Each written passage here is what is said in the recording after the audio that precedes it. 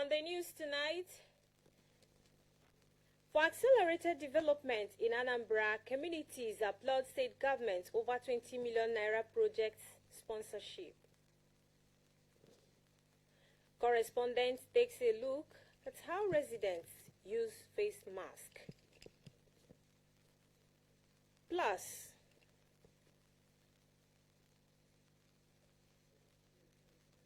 mother-in-law.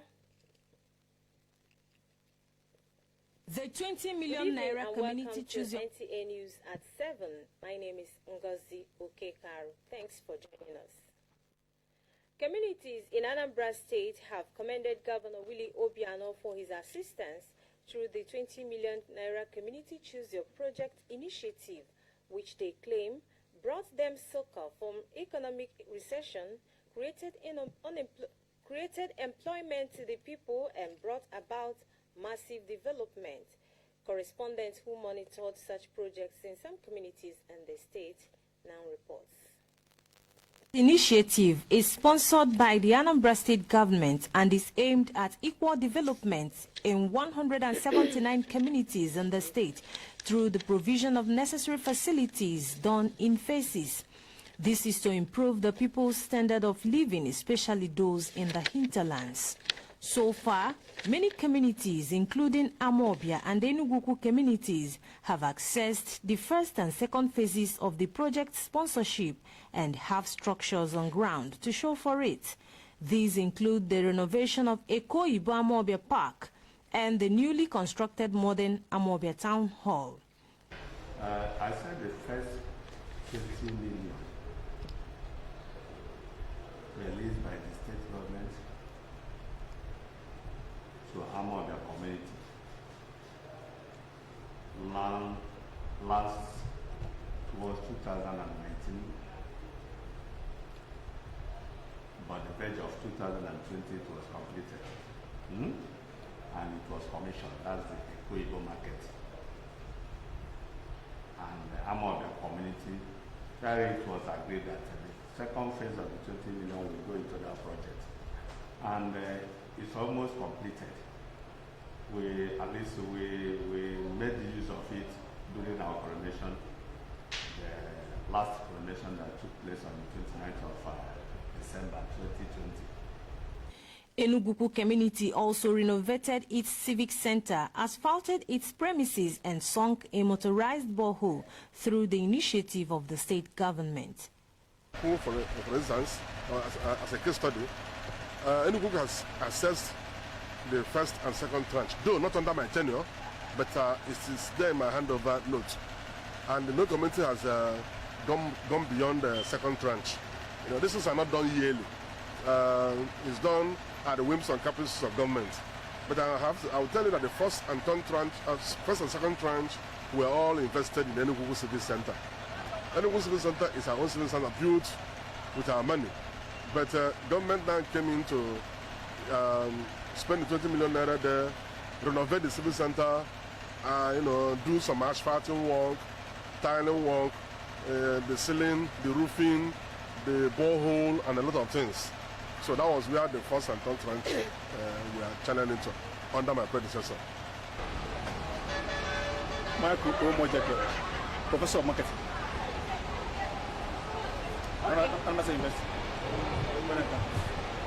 The Anambra State government every year issues 20 million naira to communities in the state, the 21 local governments.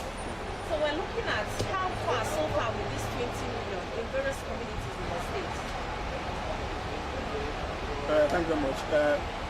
For understanding, that's 20 million naira grant to communities is a very good development. But I'm aware that in communities where there's peace, they normally use that money very well. As the state government sponsors this project and gave communities liberty to choose their projects, not worth more than 2 million naira to be executed by indigenous contractors and laborers, to what extent has this initiative impacted the communities? If you go to the Eko Ibo, to our market there, you will see vehicles coming in to load. We don't have all this street thing. Here you see vehicles parking along the street and people will run enter. Now it's a modern market now with a park, with all the facilities that are adduced to a park. So people are benefiting from it because sanitary wise, you don't see people urinating, defecating along because the park contains all these sanitary facilities. Thank the state government for this initiative.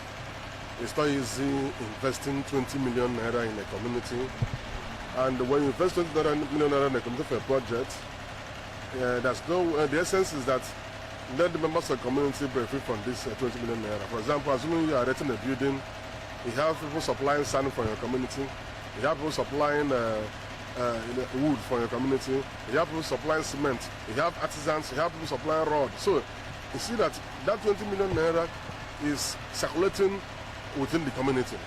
So at the end of the day, it's not only contracted. To what extent has this initiative impacted the people? Let this be once or more. We have a community project we are basically going into.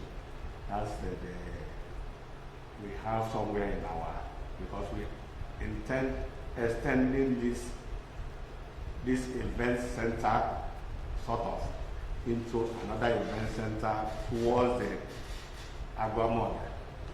So we are soliciting on the government, if time will permit, let them go into the third phase of the project. Like on the Twist, we want more. We identify the secondary school in Ugoko. There was a building there that got burnt so many years ago, so it's already dilapidated. While appreciating the state government for this gesture, concerned citizens advocate strict supervision for quality projects delivery and sustainability. In Oka, Ngozi Okekaru, NTA News.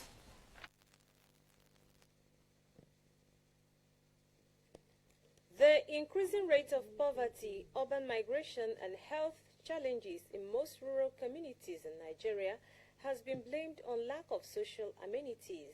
In this report, Udo Koronkochukwu examines the impact of these basic amenities considered essential and make life easier on the people of Amanuke community. North local government area, as one of the communities that is under the Oka Capital Territory, there are so many amenities that is lacking here. Example is the road network. The road network is very bad, which the community people have said is a challenge to them as an agrarian community. They are not able to pick their crops from the farm and sell it to other communities. Pastor Hyacinth Okafor is a community leader, and he is here to tell us more. We have no road here. This is the former road that we're supposed to. The other road there that people are talking about is Achala Road. And this is the only road. And it stops us, hinders us of selling our products, something like we're farmers. We are good in farming. And because of this now, everything we have now, we cannot sell because there's no road. Electricity, we don't have. At times, we contribute money to make sure we have electricity in our town. Still, it doesn't work out. We're having a very big problem about road and water. We don't have road, we don't have water. So we need the government to help us in those areas. Perhaps more tormenting to the people is the unavailability of affordable physical access to health. The dilapidated state of the only general hospital said to be built by the community and handed over to government in 1979 has made access to health Herculean, as they depend on health facilities in Oka, the state capital, for their health needs. The health workers rendering skeletal services complain of lack of electricity, inadequate health workers, insecurity, and lack of medical equipment, as well as drugs. I need the government to come and help us to renovate and they have equipment in the hospital. So shall anyone who need to go hospital, not to go at Oka again, but to come here. That's what we want government to do for us. onye ka obodo ji wee lụrụ ya si ka alụ onye ka ọ dị na si ebe a jewe ọka tere anyị aka ụlọ maịlị 7 wee fụọ ọka ma ibe anyị lụziri nke a si ga-enyere anyị aka nwere aka na-enyere anyị mgbe dọkịta nwaanyị bịara ebe a meghee anya a na-eme ọpụreshọn ebe a ma a na-eme ozi ekịta obi uju anyị ahụ onye shizi ebe a farisi ga-eje ọka ọ fụrụ n'ụzọ nwụrụ na afananata ma jee tinye na friji nke anyị enyi mgbe a wee nie ya ọ wee dị anyị ma oyibo nyere anyị aka. Amanuke is a typical example of rural urbanization because of the proximity of the community to the state capital, Oka, in spite of the modern outlook of the community, especially in some of the buildings that dotted the landscape. Amanuke still retains some of its rustic and cultural heritage. Prominent among them is the village square, popularly called Ogu, where men relax and discuss village matters. Traditional worship is still revered side by side Christianity, while the market, which is an important part of the people, gathers every 5 days, where the villagers sell off their produce. Therefore, the absence of good road network hampers farming activities and movement to neighboring towns. There is no government presence in Amanuke here. So telling young people to stay back home and farm, I don't think is advisable, because when you talk about farming, you also think of how to transport your crops to communities where you can sell it and at the end of the day have something in your pocket. But where you don't have good road network and you don't have all the facilities, that can make human being to relax in his village, I don't think it's advisable telling young people to stay back home.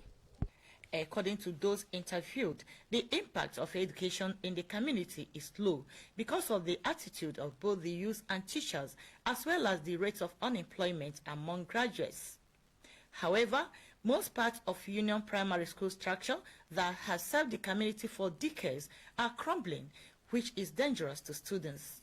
There's nobody to stimulate them to think more of education. I can say that now it's even worse, because those who are a bit enlightened do not think of education anymore. They think of scrambling for money. Education is power. Without education, it's valueless. When you train your pequeño for school, I'm pleading to the government, let that person get work to do. It is obvious that the current global health challenge, COVID-19 pandemic, and the need to keep to protocols has not been maintained in the community, given the fact that no face masks, social distancing, and washing provisions are made by the people. There is therefore urgent need for the government to take this message to the rural parts. The needs of the people are very simple: good road network, health facilities, education, and pipe-borne water. It is expected that their cry for help will get to the appropriate quarters. From Amanuke, Udo Okoronkwachuku, NTN News. Residents of Oka, the Anambra State capital, have commended state government for quick responses and preparedness in handling health emergencies, adding that more is needed to build an enviable health sector as seen in developed countries. Jim Francis Obi reports. The health sector in Nigeria in the year 2020 has been observed to have gone through invasion and infestation of diseases, which also claimed lives of many and impacted on the economy negatively. Some of these infections come mostly from viruses. These include rotavirus, which started early January 2020. She stools, she vomits. All of a sudden, the body just dries, as if there is no water in her body, something like that. Around Hamatan period, the cold, chilly, dry air appear to encourage the multiplication of the organisms.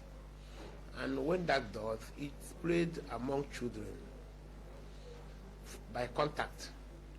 So the period of late December, the whole of January and early February, over the years have consistently shown to be the period of massive transmission in Nigeria. Others are Lassa fever, yellow fever, meningitis, measles, and coronavirus. Amongst these viral infections, coronavirus tops the list as one which had a huge impact on the lives and livelihood of the citizens, plus the strain on the health sector. It's very important that we use the utmost care in dealing with this virus and containing spread. Something like malaria in 2018 killed 405,000 people worldwide. So, but the good thing about that is that we have a cure. For this one, we don't. So, the major thing is to identify, isolate, and contain. The virus, which came to Nigeria from an Italian man, though originated from Wuhan, China, quickly spread across the 36 states of the Federation and the Federal Capital Territory. Though with inadequate facilities, the federal government and state governments, as well as other non-governmental organizations, international donor agencies, and other public-spirited individuals and groups each took measures to control the spread. These measures include, but not limited to, lockdown for months, closing of the nation's borders, ban on public gathering, mandatory use of face masks, among others. This helps to reduce the number of infection from person to person drastically.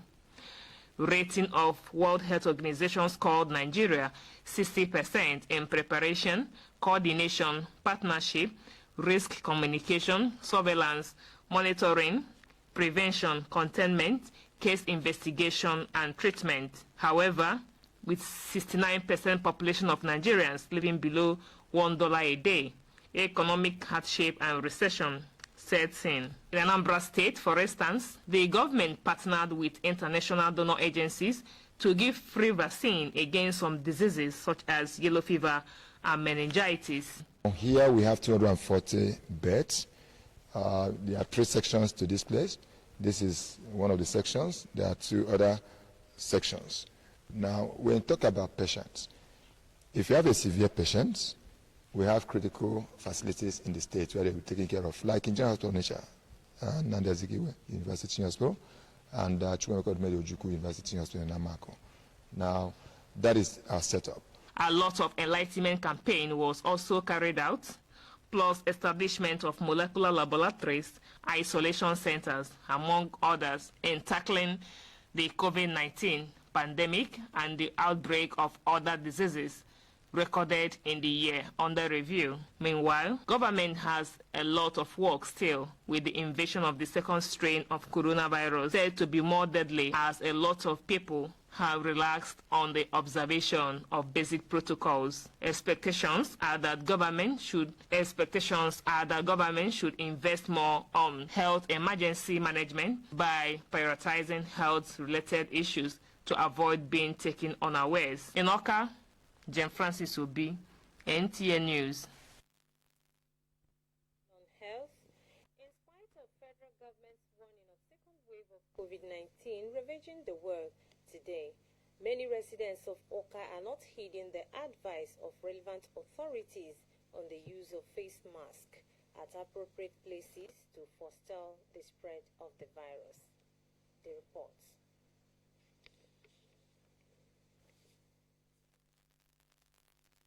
Findings reveal that human behavior causes spike in coronavirus cases. States, local governments, as well as individuals differ in their response to the pandemic. Some follow COVID-19 precautions such as physical distancing, hand wash, and mask wearing. Others are not as prescriptive in restricting certain high-risk activities, especially with the recent reported cases of second wave of COVID-19 pandemic.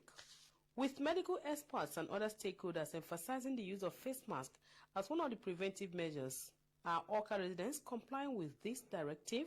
We don't pray for that second coming of this thing.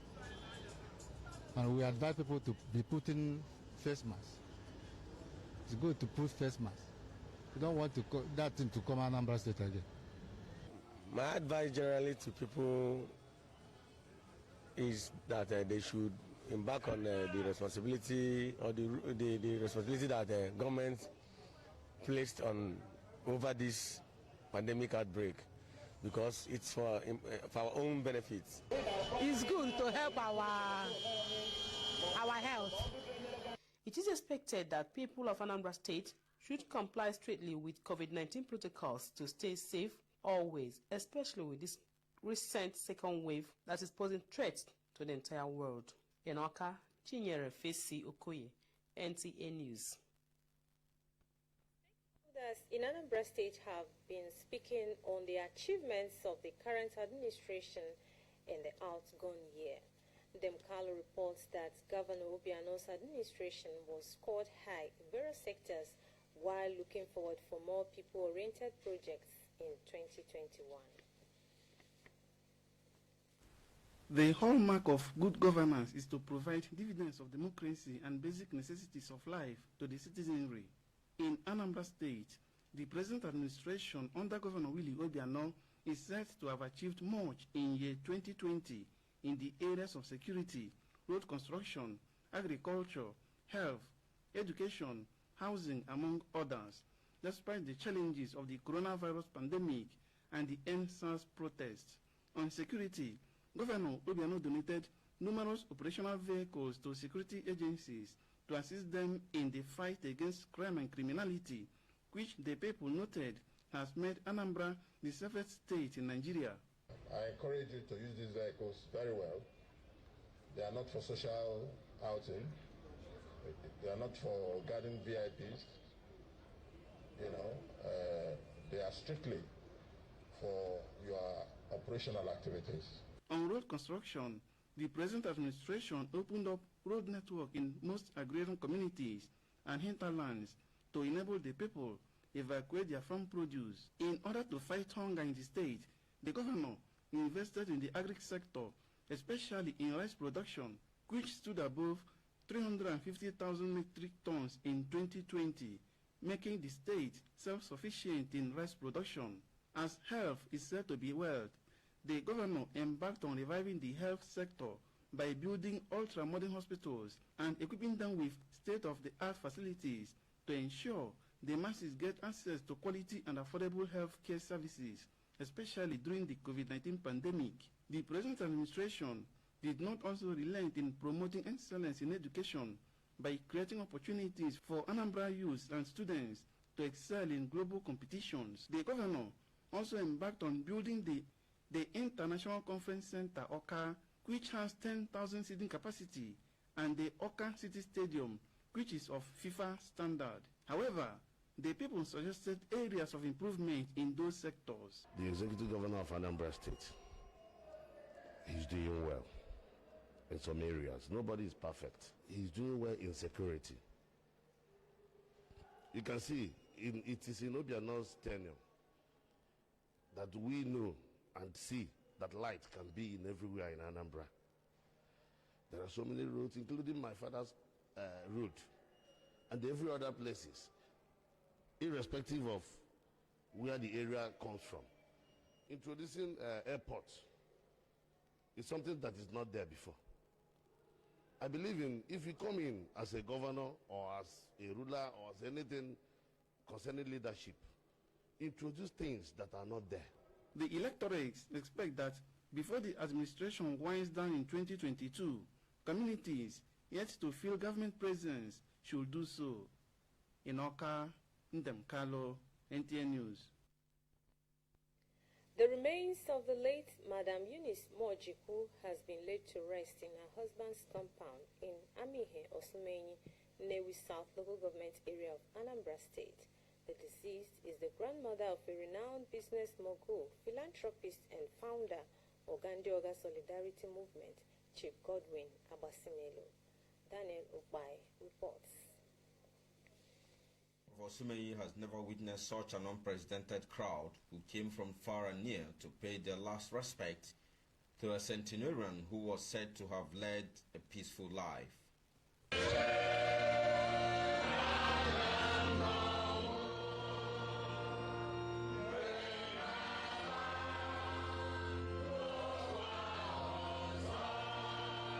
In his homily, Superintendent in charge of Christ Holy Church International, Venerable Lawrence Okosi, eulogized the exemplary Christian life worthy of emulation lived by the deceased.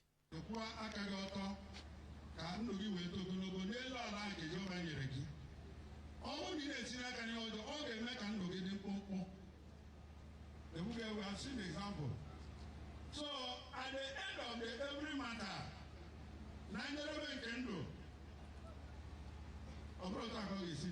account must be given.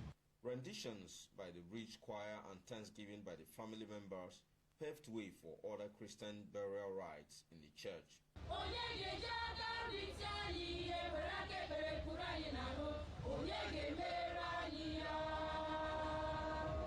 The body was later interred amidst prayers, tributes, and traditional dust-to-dust rites. For the children, a vacuum was created.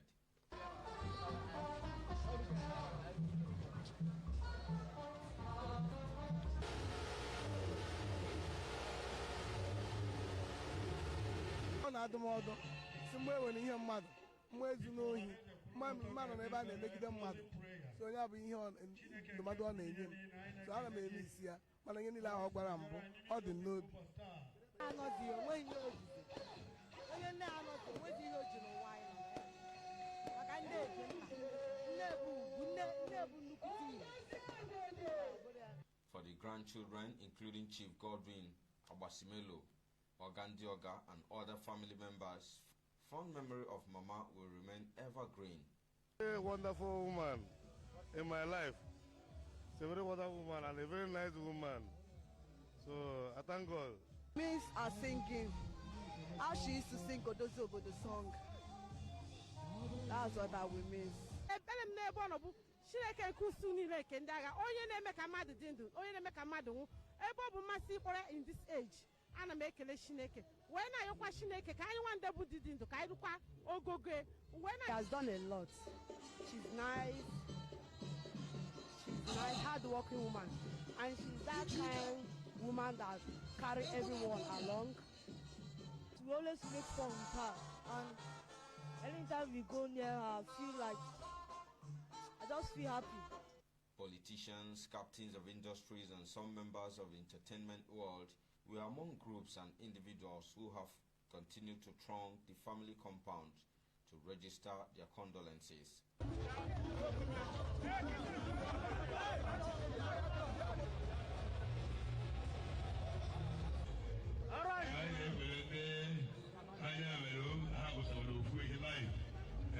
The late Madam Eunice Mbore Mojeku, who died at the age of 110, survived by 3 biological surviving children, several grand and great-grandchildren, among other relatives. From Osumeyi, Daniel Okbai, NTA News. May her soul rest in peace. That's the size of our package for you tonight, but before we go, a quick look at the major highlights. Communities in Anambra State have commended Governor Willie Obiano for his assistance through the 20 million naira Community Choose Your Project initiative, which they claim brought them succor from economic recession, created employment, and brought about massive development across the state. That's it. Thanks for watching. Good evening.